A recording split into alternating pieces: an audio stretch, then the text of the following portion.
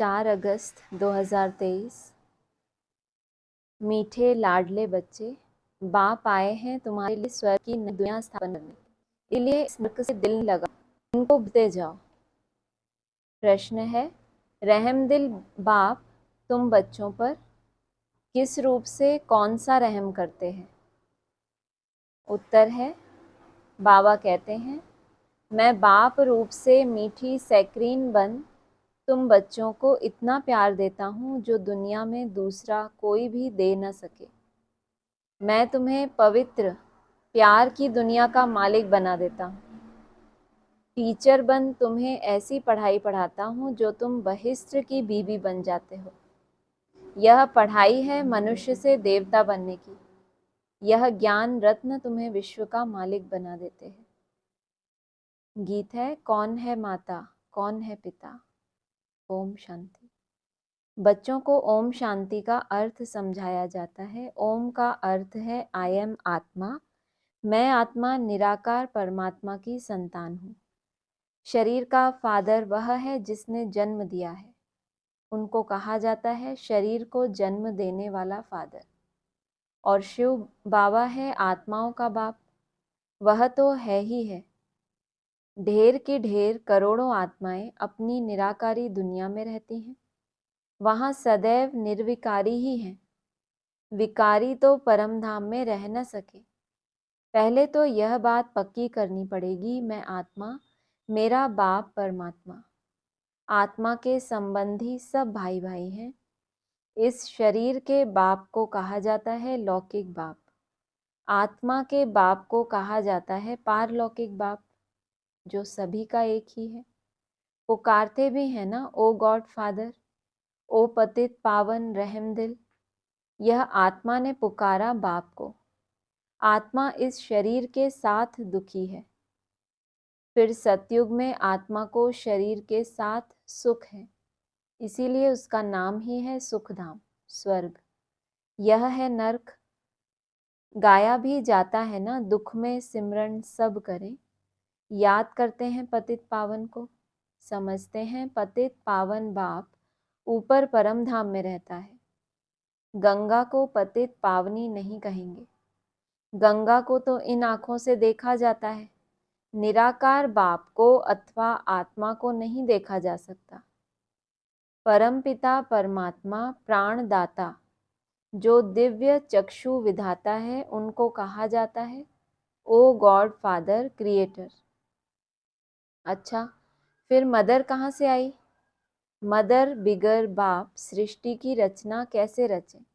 Mother तो जरूर चाहिए ना। गॉड फादर मनुष्य सृष्टि का रचयिता, वह है सबका बाप। फादर है तो मदर भी जरूर होगी। बाप आकर समझाते हैं मैं हूँ ही निराकार। मैं जब आऊँ शादी करूँ तब बच्चे होंगे, परंतु शादी तो करनी नहीं है। बच्चे पैदा करने हैं शादी बिगर। बच्चों को मैं अडॉप्ट करता हूँ। समझो, कोई को स्त्री नहीं है, चाहते हैं कि अपनी मिल्कियत किसी को देकर जाऊं, फिर धर्म के बच्चे बनाते हैं, एडॉप्ट करते हैं। तो माँ बाप दोनों ठहरे ना, अपने बच्चे नहीं हैं लेकिन बाप ने उनको एडॉप्ट किया है, तो फिर वो धर्म के बच्चे बनाते हैं। एडॉप्ट करते हैं तो माँ बाप दोनों ठहरे ना, तो बेहद का बाप कहते हैं मैं भी फादर हूँ। मैं कैसे रचूं? समझ की बात है ना। बाप खुद आकर समझाते हैं मुझे शरीर तो चाहिए ना, तो इनका आधार लेता हूँ। तुम कहते हो हम ईश्वर की संतान हैं। ईश्वर की संतान तो सब हैं, परंतु इस समय बाप सम्मुख आया हुआ है। तुम बच्चों को गोद में लेते हैं। तुम समझते हो हम बाबा के बच्चे बने हैं। बाप है स्वर्ग का रचयिता। तुम बच्चों को बाप कहाँ लेते हैं? गोद में लेते हैं। गोद में लेते हैं तो कैसे पता चलता है बाप ने गोद में उठा लिया? गोद में बच्चे को उठाते हैं तो हाँ जी, निसंकल्प हो जाए। गोद में उठाने, फिर सिर पे बिठाने से क्या होगा? फिर क्या होगा? हाँ, माना आपका जो पैर है, कोई भी बच्चे को गोद में उठाते हैं तो उसका बुद्धि रूपी पांव धरती से ऊपर उठ गया, परमधाम में भी नहीं चला गया और जमीन पे भी नहीं है। कहाँ है? सूक्ष्म वतन में, बीच में। अतीन्द्रिय सुख की गोदी बाबा कहते हैं इसको। परमात्म प्यार माना उस एक के प्यार का इतना सुंदर अनुभव कि फिर नीचे की दुनिया, जो मिट्टी की दुनिया है, देहधारी, देह के पदार्थ, संबंध, उनसे बुद्धि ऊपर उठ गई, लेकिन एकदम ऊपर भी नहीं चली गई, अभी उस प्यार में है। तो तुम बच्चों को गोद में लेते हैं, तुम समझते हो हम बाबा के बच्चे बने हैं। बाप है स्वर्ग का रचयिता। ऊपर बोला ना, किसी को अपने बच्चे नहीं होते, लेकिन उसको अपनी प्रॉपर्टी देनी है किसी को, तो किसको दे? तो ऐसा योग्य ढूंढेगा ना। तो बाप को भी क्या है, अपने बच्चे तो है नहीं, लेकिन अपनी इतनी जो मिल्कियत जमा की है वो भी किसी ना किसी को देनी है। तो बोला धर्म के बच्चे बनाते हैं, धारणाएं फिक्स कर देते हैं कि अगर तुम्हें मेरा वर्षा चाहिए तो ये धारणाएं करो। तो धर्म के बच्चे बनाया। अब उसमें से सिलेक्शन करेंगे कि धारणाओं के हिसाब से कौन ऐसा बच्चा है जिसको बाप गोद में उठाए। तो ऐसा होता है। फिर कहा बाप है स्वर्ग का रचयिता, माना जो स्वर स्थिति में जाने वाली पहले पहले आत्माएं हैं, उनका मूल कौन है? बाप स्वयं, उनका रचयिता। स्वर्ग का मालिक बनाने के लिए राजयोग सिखलाते हैं, खुद बैठ बतलाते हैं, मैं निराकार गॉड फादर हूँ। निराकार को मनुष्य सृष्टि का रचयिता कैसे कह सकते? तो बच्चों को अडॉप्ट कर उन्हों को ही बैठ समझाते हैं कि मैं शिव निराकार हूँ। खुद बैठकर समझाते हैं, ऐसा नहीं थ्रू, जैसे वाणी चलती है ना, अव्यक्त वाणी, तो कोई विशेष आत्माएं हैं, अव्यक्त आत्माएं हैं जो इतनी सुंदर, इतनी गहराई से धारणा की वाणी चलाती हैं। लेकिन यहाँ बाप कह रहे हैं जब अपना परिचय उसको देना होता है, खुद बैठ बतलाते हैं, मैं निराकार गॉड फादर हूँ। अव्यक्त वाणी में तो ऐसा नहीं बताते, मैं करके कुछ बोलते हैं अव्यक्त वाणी में, सुना है कभी? अव्यक्त वाणी में आप लोगों ने कभी ऐसी लाइन सुनी? बाप दादा कहते हैं आपने ब्रह्मा बाप को देखा, ब्रह्मा बाप के चरित्र देखे, कैसे फरिश्ते थे, ऐसा ही कुछ सुना होगा ना। जैसे कि कोई बैठ के किसी की महिमा कर रहा है, कोई बोल रहा है कि आपने साकार ब्रह्मा को तो देखा ना। अपने लिए कोई बोलता है क्या ऐसा? ब्रह्मा की आत्मा खुद ही वाणी चला रही है और वो खुद ही अपने लिए बोल रही है। ऐसा बोल देते ना, जैसे आप लोगों ने मुझे देखा। ऐसा नहीं अच्छा लगता? नहीं अच्छा लगता ऐसा? आप लोग ऐसा बोल सकते हो? नहीं अच्छा लगता ना। तो उन्होंने क्या बोला, कहाँ इशारा कर रहे थे? अब यहाँ बाबा कंट्रास्ट कर रहे हैं, खुद बैठ बतलाते हैं, माना कहीं कहीं इनडायरेक्ट भी बतलाते हैं। बाबा का लंबा चौड़ा ग्रुप है ना अव्यक्त आत्माओं का। इतनी गहरी वाणियाँ ब्रह्मा बाबा के होते तो कभी नहीं चली, बाद में ही चली। तो कोई उसके पीछे रहस्य है। यहाँ कह रहे हैं मैं निराकार गॉड फादर हूँ, गॉड हूँ, जीओडी गॉड हूँ, जनरेटर, ऑपरेटर, डिस्ट्रॉयर, 3 काम करता हूँ। फिर फादर भी हूँ, लेकिन हूँ कैसा? निराकार। निराकार को मनुष्य सृष्टि का रचयिता कैसे कह सकते हैं? अगर वो सिर्फ बिंदी है तो उसको मनुष्य सृष्टि का रचयिता कैसे कह सकते हैं? तो बच्चों को अडॉप्ट कर, माना इतनी गुह्य बात है ये कि ऐसे तो कोई समझ ही नहीं सकता। तो पहले क्या करते हैं, बच्चों को अडॉप्ट करते हैं। अडॉप्ट करने का ऊपर क्या मतलब बताया, अपना धर्म का बच्चा बनाते हैं। जिन धारणाओं में वो कौन, निराकार गॉड फादर 5000 वर्ष के लिए रहता है, कौन सी धारणा में? कौन सी एक धारणा में रहता है? सदा ही। वो सदा ही क्या है? पवित्र है, शिव है, कल्याणकारी है, आत्मिक स्वरूप में है। कभी देहभान में आता है? भूख प्यास में कभी नहीं आता ना। तो पहले तो ये क्वेश्चन उठाया कि निराकार को मनुष्य सृष्टि का रचयिता कैसे कह सकते हैं? तो बहुत सरल हो गया कि हाँ भाई, बिंदी कैसे रचयिता होगी? बीके में तो ऐसे ही समझाते हैं ना। बिंदी कैसे, फुदक फुदक के एडवांस में भी ऐसे ही आता है, फुदक फुदक के रचना रचेगी? नहीं, साकार में आएगी। यहाँ कह रहे हैं निराकार को मनुष्य सृष्टि का रचयिता कैसे कह सकते हैं? तो बच्चों को अडॉप्ट कर उन्हों को ही बैठ समझाते हैं कि मैं शिव निराकार हूँ। इतनी मेहनत क्यों करते हैं? ऐसे सीधा ही बोल देना कि मैं ऐसे तो मनुष्य सृष्टि का रचयिता नहीं हूँ, तुम प्रवेश करके रचयिता बनता हूँ। ऐसा नहीं करते हो। क्या समझा? कुछ नहीं, फालतू पॉइंट था क्या? आगे बढ़ो। कि मैं शिव निराकार हूँ, इतनी सी बात समझाने के लिए पहले बच्चों को एडॉप्ट करो, फिर उन्हों के सामने बैठ जाओ। कितने घंटे आसन लगा के बैठना नहीं पड़ता? नहीं बैठना पड़ता। उनके सामने बैठो, फिर उनको समझाओ कि मैं कौन हूँ, शिव निराकार हूँ। तुम भी निराकार आत्माएं हो। जैसे बैठने में भी उनको बहुत मेहनत लगती हो। हमारी बात चलो अलग है कि हम इतने इतने घंटे आपके साथ बैठे हैं, तो एक अलग बात है। ये भी अपना बताते हैं कि मैं भी देखो बैठ बैठ के तुम्हें समझाता हूँ। मैं शिव निराकार हूँ, तुम भी निराकार आत्माएं हो। तुम गर्भ जेल में आते हो, मैं गर्भ जेल में नहीं आता। तुम्हारे लिए है आधा कल्प गर्भ महल, आधा कल्प है गर्भ जेल। क्योंकि आधा कल्प माया रावण पाप कराती है। सतयुग में माया होती नहीं जो पतित दुखी बनाए। मैं 21 जन्मों के लिए तुमको स्वर्ग का वर्षा देता हूँ। नई दुनिया स्वर्ग को कहा जाता है। मकान भी पुराना होता है तो पुराने को छोड़ नए में जाते हैं। यह भी पुरानी दुनिया है ना, वह है नई दुनिया, गोल्डन एज, पावन दुनिया। तो बाप कहते हैं, लाडले बच्चों, बच्चे मैं तुम्हारे लिए स्वर्ग स्थापन कर रहा हूँ। तुम फिर नर्क से दिल क्यों लगाते हो? अब नर्क को भूल जाओ, मुझ बाप और स्वर्ग को याद करो, पुरानी दुनिया को भूलते जाओ। यह है बेहद का सन्यास। पुरानी देह सहित जो कुछ भी देखते हो उनका भी ममत्व छोड़ो। समझो हम सब कुछ ईश्वर को देते हैं। यह शरीर, धन, दौलत, बच्चे आदि सब खत्म हो जाने वाले हैं। यह वही महाभारत लड़ाई है जिसके द्वारा मुक्ति, जीवन मुक्ति के गेट्स खुलने हैं। हरि का द्वार कहते हैं ना, कौन सा द्वार खुला? महाभारत लड़ाई के बाद स्वर्ग का गेट खुला। महाभारत लड़ाई हुई नहीं? हुई ना? अभी हुई क्या? बोलोगे सुबह तो खुद भी जवाब नहीं देते, अभी हमसे पूछ रहे हैं। तो हरि का द्वार कहते हैं ना। हरि कहा जाता है किसको? श्री कृष्ण। श्री कृष्ण बोलो, बाबा ने बोला श्री कृष्ण। उनका द्वार है क्या? द्वार कौन सा है?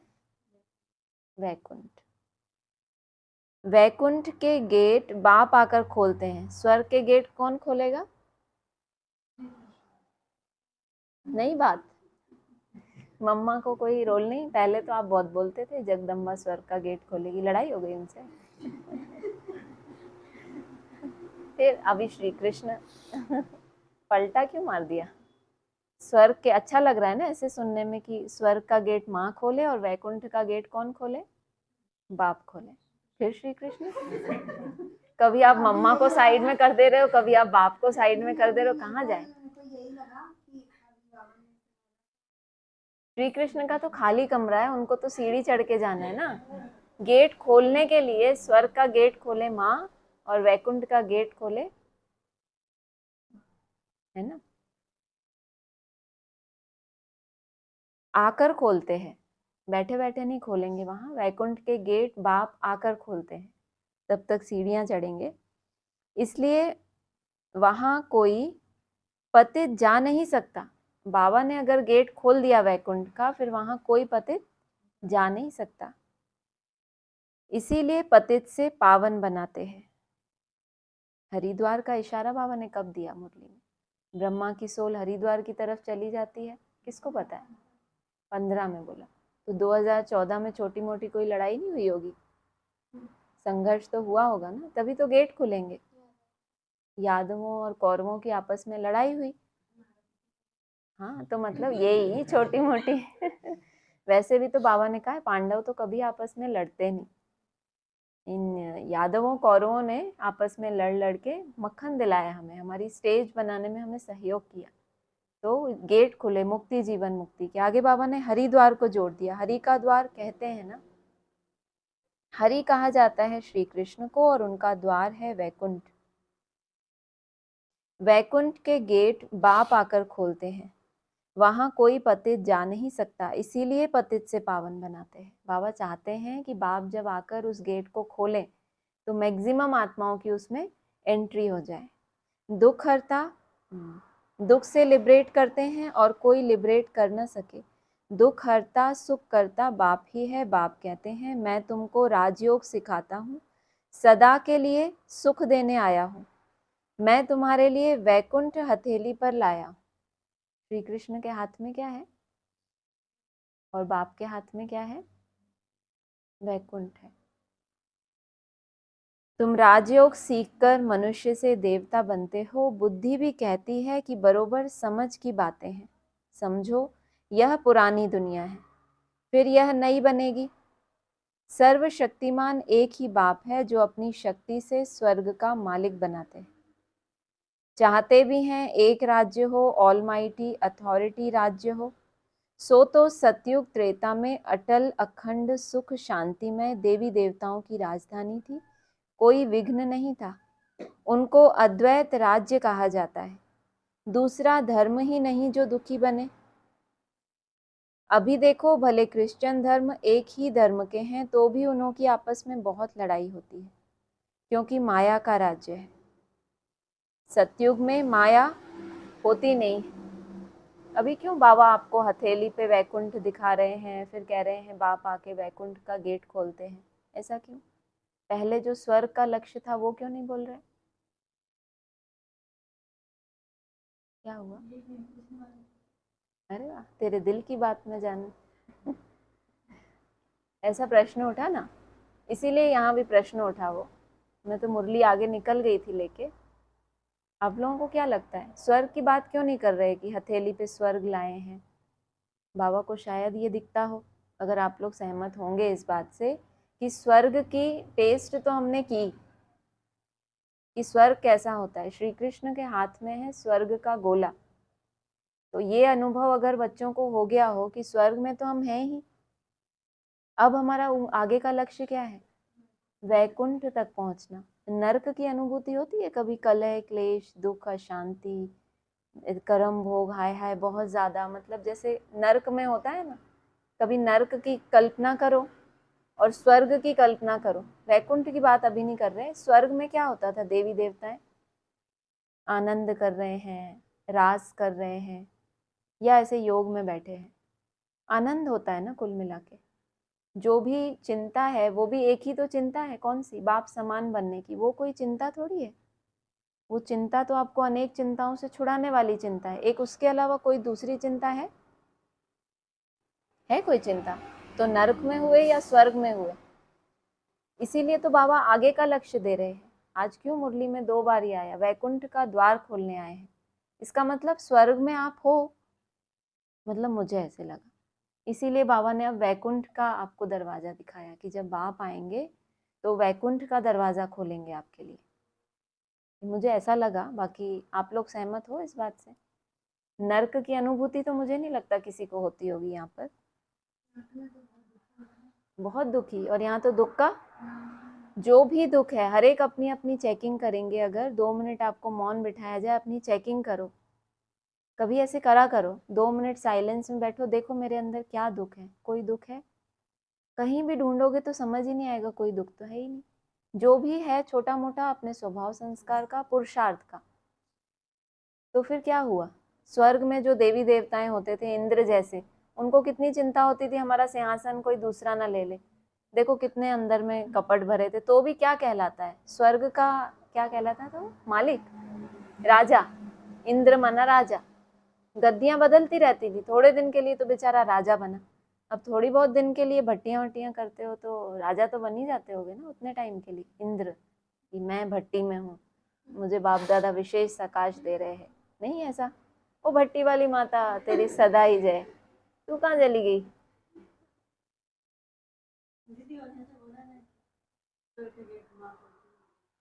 हाँ, बाबा ने ऐसा बोला है, स्वर्ग का गेट माताओं के द्वारा खुलवाते हैं। 18 का बाबा ने इशारा दिया था।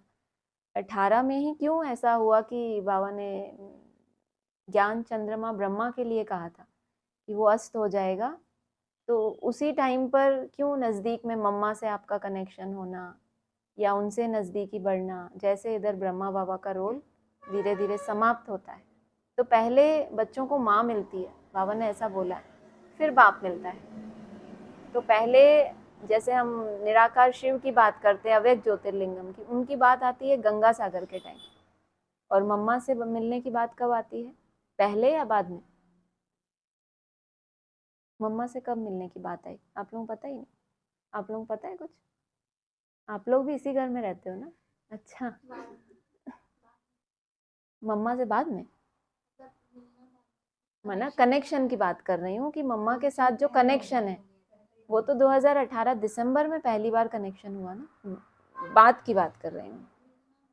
हाँ, मिलना, बच्चों को पहले माँ मिलती है, माना माँ मिलना, माना कनेक्शन हो जाना ना आपका। निराकार शिव भी क्या कनेक्शन में आ गया क्या? सिर्फ एक परिचय ही तो मिला। या जो भी मन बुद्धि का साक्षात्कार है जिसको बाबा ने मुरली में वेरीफाई किया, तो बच्चों को पहले माँ मिलती है, वो बड़ी माँ है और वो शिव बड़ा बाप है। फिर हमारी एक छोटी माँ है और फिर साकार बाप है, छोटा बाप है। अच्छा नहीं लगता है छोटा बाप, कोई बात नहीं, उनको बुरा नहीं लगेगा। वो अभी की बात है। ये जब बाबा ने वाणी चलाना बंद कर दिया तो बाबा ने कहा बाप वानप्रस्थी हो गए, सन्यास में चले गए। सुखधाम का गेट, जो मैंने स्व स्थिति में जाने वाली आत्माओं का, ये बहुत ही ज़्यादा इंटरनल होता है। जैसे अभी बाबा का गुप्त होना 18 अगस्त के दिन ही हुआ है, बाबा ने वाणी चलाना बंद कर दिया। किसी की मन बुद्धि में दूर दूर तक नहीं है कि उसी डेट पे ऐसा क्यों हुआ है जब जन्माष्टमी थी। 2017 में भी जन्माष्टमी थी, 98 में भी ऐसा ही था। तो ऐसा ही क्यों हुआ कि उसी दिन पर, तो जन्माष्टमी पे तो श्री कृष्ण का जन्म होता है। तो बाबा कैसे बताए कि मैं जब सन्यास ले रहा हूँ तो इधर सुखधाम का गेट, सुखधाम माना बोला ना अभी, हरि माना श्री कृष्ण, उसका द्वार माना वैकुंठ, तो वो द्वार खुल गया। ये द्वार खुलना, स्वर्ग का द्वार खुलना और उसमें एंट्री लेते जाना, ये हर एक आत्मा अपना अनुभव करेगी ना पर्सनल। अभी तो हम वही कह रहे हैं, थोड़े समय के लिए इंद्र सभी बनते हैं, कोई भी ऐसा नहीं है जिसको थोड़े समय के लिए स्वर्ग का अनुभव नहीं हुआ हो कि आज मेरी स्व स्थिति बहुत अच्छी है, एकदम डिटैच महसूस हो रहा है, किसी से मोह फील नहीं हो रहा, नेचुरल रूप से। क्योंकि वायुमंडल का अपना प्रभाव है ना। तो वहाँ स्वर्ग में भी आप देखोगे तो देवताएं बहुत वैरायटी थे। अभी इतना ज़्यादा स्वर्ग का हमने शास्त्र नहीं पढ़े हैं ना, वहाँ पे भी इंद्र तो बहुत विशेष रूप से अप्सराओं को भेजते थे इनकी तपस्या, तो ये कैसे देवता, हमें अजीब लगता है। लेकिन स्वर्ग से भी ऊंची स्टेज है वैकुंठ, जहाँ पर कोई कुंठा नहीं है। इसका मतलब स्वर्ग में है तो कुछ ना कुछ कुंठा है, लेकिन दूसरों के मुकाबले दुख नहीं दे रहे किसी को। थोड़ा मान शान कह लो या थोड़ा अहम कह लो, जो हमें फील होता है ना, बाबा कहते हैं मैंपन के धागे जो हमें महसूस होता है, मोटी रस्सियां नहीं है ऐसे द्वापर कलयुग वाली, लेकिन हल्के हल्के धागे महसूस होते हैं, हल्का सा कुछ मन में भाव आ गया, जो दिखता भी नहीं है बिल्कुल, वो आपको दिखता है कि मेरा थोड़ा भाव इनके लिए ऐसा है, वो दूसरों के लिए है ही नहीं। कोई दूसरा आए तो देखे कि यहाँ जैसा तो हमने कहीं देखा ही नहीं। बाहर माताएं थी, जब यहाँ की बात करती थी, बोले वहाँ बहनें ऐसे एक साथ सब खाते हैं, एक जैसा ऐसे प्लेट्स होती, मतलब उनको तो यही देखकर इतना अच्छा लगा कि आपस में कितनी यूनिटी है, एक जैसा खाना, एक साथ बैठ के खाना, किसी को कोई किसी दूसरे की सेवा में हेल्प करना। माना उन्होंने तो ये भी नहीं देखा है, सोचो सालों से सेंटर्स पे जा रहे हैं, कि एक दूसरे के प्रति सहयोग की भावना भी नहीं है। तो ये सब आत्मिक स्थिति के कारण ही तो हो पा रहा है, नहीं तो सब अपना अपना नहीं कर सकते। तुम अपना जानो, हमें उससे क्या, हम अपना आराम करें, तुम अपना, सबको अपने अपने रूम में लें, लेकिन फिर भी बहुत ही रेयर होते हैं अपने एक दूसरे की सेवा में लगे रहेंगे, एक दूसरे की हेल्प करेंगे, जब ज़रूरत हो हाजिर हैं। तो ऐसा तो नहीं है ना कि बाबा ने आराम भी दिया, लेकिन हमेशा क्या है, एवर रेडी बने रहते हैं। तो ये उस हिसाब से, बाबा के हिसाब से स्वर्ग ही है जो अभी बाकी की ब्राह्मणों की दुनिया है। और कुछ चले? अभी कहते हैं ओ गॉड फादर रहम करो, बाप कहते हैं रहम तो सब पर करूंगा, सब बच्चों को पापों से मुक्त करता हूँ, अर्थात पतित दुनिया से लिबरेट करता हूँ, तुम सब आत्माओं को ले जाता हूँ निराकारी दुनिया में, बाकी शरीर तो भस्म हो जाएंगे।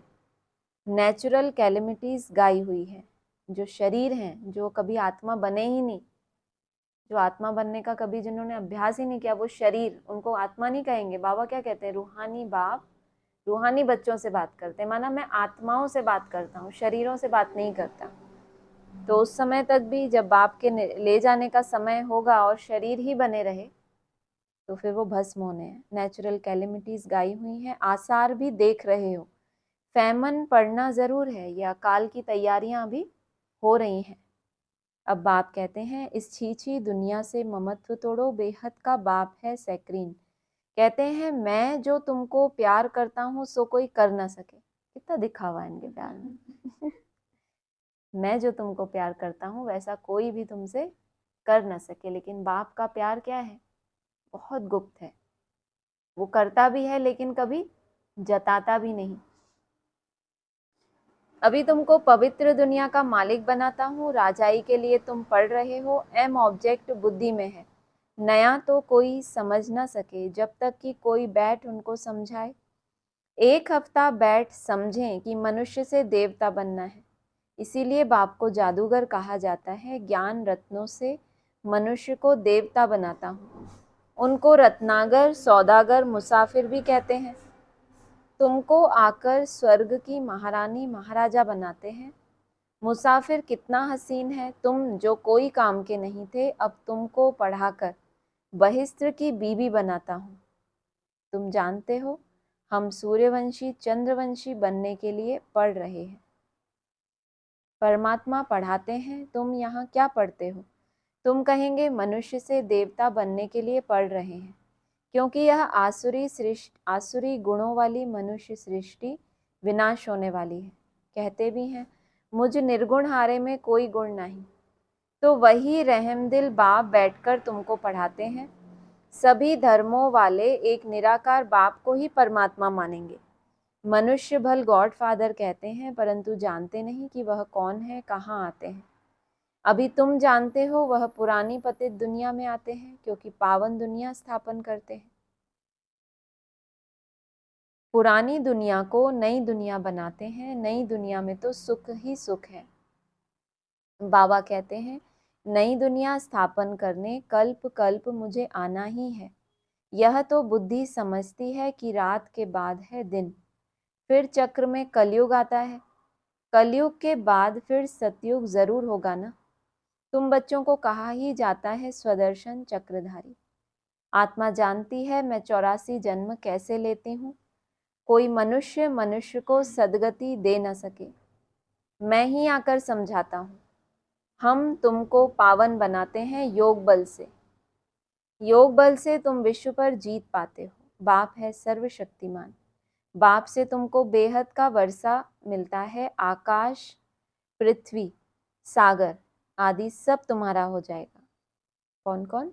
आकाश, पृथ्वी और सागर सब तुम्हारा हो जाएगा। यहाँ तो देखो आकाश पर भी हद है, पानी पर भी हद लगी है ना। कहते हैं हमारे पानी के अंदर तुम नहीं आओ। तुम तो वहां सारे विश्व पर राज्य करते हो ना। स्वर्ग तो फिर क्या, स्वर्ग को भूल नहीं सकते। मनुष्य जब मरते हैं तो कहते हैं स्वर्गवासी हुआ, परंतु स्वर्ग है कहाँ? जरूर नर्क है ना। यह है ही हेल। यह राज्य ही रावण का है, जिसको जलाते रहते हैं परंतु जलता ही नहीं। रावण को 100 फुट लंबा बनाते हैं और बढ़ाते रहते हैं। एक तो उसको पहले ही कितना बड़ा बनाया, 100 फुट लंबा, और फिर हर साल और बड़ा बनाते जाते हैं। परंतु समझते नहीं है कि यह समझ की बातें हैं। जितना आगे चलते हैं तो क्या होता है, माया के बड़े बड़े पेपर देंगे तभी आगे बड़े एग्जाम पास करेंगे तो ही बड़े पद मिलेंगे ना। यहाँ देखो मुरली चलती है तो फिर टेप में भरी जाती है, क्योंकि गोपिकाएं मुरली बिगर रह न सकें तो यह प्रबंध है। मुरली बिगर तो तड़पते हैं, क्योंकि यह मुरली है जीवन हीरे जैसा बनाने वाली। यहाँ बाबा पढ़ाते हैं जो मुरली फिर लंदन अमेरिका तक जाती है। बच्चे सुनकर बहुत खुश होते हैं। गाया हुआ है गोपिकाएं मुरली बिगर रह नहीं सकती थी। यह नॉलेज गॉड फादर ही सुनाते हैं। मुख्य एक बात समझानी है कि यह हमारा बेहद का बाप है। इनसे स्वर्ग का वर्षा मिलता है। आत्मा कहती है मेरा बाप परमात्मा है, वह आत्माओं को पढ़ा रहे हैं। ऐसा और कोई कह न सके कि मैं परमात्मा तुम आत्माओं को पढ़ाता हूँ, ऐसे भी नहीं कहेंगे कि मैं परम आत्मा नॉलेजफुल हूँ। तुम बच्चों को बहुत अच्छी रीति समझाया जाता है, परंतु सबकी बुद्धि एक रस तो नहीं होती है। कोई की सतो प्रधान बुद्धि है, कोई की सतो रजोतमो। इसमें टीचर क्या करेंगे? टीचर कहेंगे पढ़ाई पर पूरा अटेंशन नहीं देते थे। गॉड फादर है नॉलेजफुल, जैसे टीचर नॉलेजफुल है स्टूडेंट को पढ़ाते हैं। आप समान बनाते हैं, वैसे इस सृष्टि चक्र की नॉलेज गॉड फादर के पास ही है और कोई नहीं जानते। बाप ही नॉलेज सिखलाए नॉलेजफुल बनाते हैं। बाप है नॉलेजफुल, सबसे ऊंच है, ऊंचा जिसका नाम है, ऊंचा ठाव है। ब्रह्मा विष्णु शंकर हैं सूक्ष्म वतनवासी। 3rd ग्रेड में है मनुष्य। मनुष्यों में भी ग्रेड है। सतयुग में मनुष्यों की ग्रेड बड़ी ऊंची रहती है। तुम गोल्डन एज में जाते हो, आयरन एज खत्म हो जाएगा। गोल्डन एज है तो सिल्वर एज नहीं, कॉपर एज है तो आयरन एज नहीं। यह सब बातें बुद्धि में रखनी है, इसीलिए चित्र बनवाए हैं कि अगर गोल्डन एज है तो फिर वहां पे सिल्वर एज नहीं है, है ना। एक बार जब उस चीज को क्रॉस कर लिया तो फिर अब उसी से आगे जाना है। कॉपर तक पहुंचे तो फिर आयरन का उसमें कोई रोल नहीं है। सतयुग में बहुत थोड़े मनुष्य होते हैं, कलयुग में तो ढेर के ढेर मनुष्य होते हैं। पूछते हैं बाबा विनाश कब होगा? विनाश तब होगा जब नाटक पूरा होगा, सब चले जाएंगे। हर एक एक्टर का इस ड्रामा में अपना अपना कुछ पार्ट है, तो वो नाटक, उनका जो ड्रामा है वो पूरा हो, एक्टर अपने अपने स्टेज पर आकर अपना जो भी उनकी सेवा है उसको पूरा करे, फिर सब चले जाएंगे। बाबा है मुक्ति जीवन मुक्ति का गाइड, वह रहते हैं परम धाम में, तुम भी वहां के रहने वाले हो। यहाँ आए हो पार्ट बजाने। बाप कहते हैं बच्चे तुम्हें माया पर जीत पानी है, इसमें हिंसा की कोई बात नहीं है। सतयुग में हिंसा होती नहीं, वहां है ही संपूर्ण निर्विकारी देवी देवताएं। अच्छा, मीठे मीठे सिक्की लदे बच्चों प्रति माता पिता बाप दादा का याद प्यार गुड मॉर्निंग। रूहानी बाप की रूहानी बच्चों को नमस्ते, रूहानी बच्चों की रूहानी बाप दादा को नमस्ते। सार है बुद्धि से बेहद का संन्यास करना है। पुरानी देह सहित जो कुछ इन आँखों से दिखाई देता है उनसे ममत्व निकाल बाप और स्वर्ग को याद करना है। दूसरा है पढ़ाई को अच्छी रीति धारण कर बुद्धि को सतो प्रधान बनाना है। मुरली ही पढ़ाई है, मुरली पर बहुत बहुत ध्यान देना है। वरदान है भाग्य की नई नई स्मृतियों द्वारा पुरुषार्थ में रमणीकता का अनुभव करने वाले मन दुरुस्त भव। कहते हैं ना तंदुरुस्त, तंदुरुस्त हैं हम, है ना। तन हमारा दुरुस्त है, अच्छा है, हेल्दी है, मतलब यहाँ कह रहे हैं मन दुरुस्त भव। मन दुरुस्त कैसे बनेगा? भाग्य की नई नई स्मृतियों द्वारा पुरुषार्थ में रमणीकता का अनुभव करने वाले मन दुरुस्त भव। ब्राह्मण जीवन में लास्ट जन्म होने के कारण शरीर से चाहे कितने भी बीमार या कमजोर हैं, लेकिन मन सबका क्या है? मन कैसा है? दुरुस्त है। बाबा ये कह रहे हैं, पूछ नहीं रहे, क्या बोला? ऐसे ऐसे कर रहे। ब्राह्मण जीवन में लास्ट जन्म होने के कारण शरीर से चाहे कितने भी कमजोर या बीमार हो, सोचो कमजोर भी हैं बीमार भी हैं, लेकिन मन सबका दुरुस्त है, उमंग उत्साह से उड़ने वाला है। पावरफुल मन की निशानी क्या है? पावरफुल मन की निशानी, किसी का मन पावरफुल है कैसे पता चले? कैसे में भी उड़ता है? हाँ, अच्छी बात है। सेकंड में जहां चाहे वहां पहुंच जाए। कोई चीज जितनी ज्यादा रिफाइन होती है, जैसे रॉकेट है, जितना ज्यादा पावरफुल उसमें इंजन होता है, जो भी चीजें लगाते हैं जितना सुपीरियर होता है, उतना ही कम टाइम में वो ज्यादा स्पीड कवर करेगा। तो वही चीज होती है ना, आपका मन कितना पावरफुल है कैसे पता चले? सेकंड में आप जहां चाहो वहां पहुंच जाए। कैसी भी परिस्थिति में तो हम अच्छा अच्छा चिंतन करके दिन भर लगा दें, शाम तक जाके थोड़ा ठीक हुए, वो नहीं। आपने अभी अभी संकल्प किया कि बस डिटैच।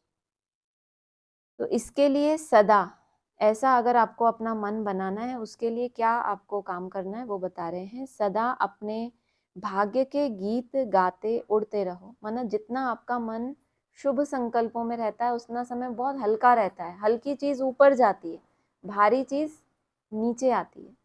तो खुशी के संकल्पों में वो हल्का रहता है। अमृत वेले से ही भाग्य की नई नई बातें स्मृति में लाओ। कभी किसी प्राप्ति को सामने रखो, कभी किसी प्राप्ति को, तो पुरुषार्थ में रमणीकता आ जाएगी। रमणीकता मालूम है आप लोगों को? कुछ नयापन। जैसे हम खेल पाल करते हैं, कुछ गेम्स खेलते हैं, कहीं घूमने जाते हैं, तो थोड़ा चेंज हो जाता है, बोर नहीं होते फिर। तो बोर नहीं होंगे, नवीनता का अनुभव करेंगे। स्लोगन है, आगे पीछे सोच समझकर हर कर्म करो तो सफलता प्राप्त होती रहेगी।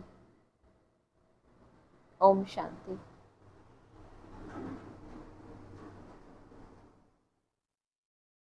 हाँ जी।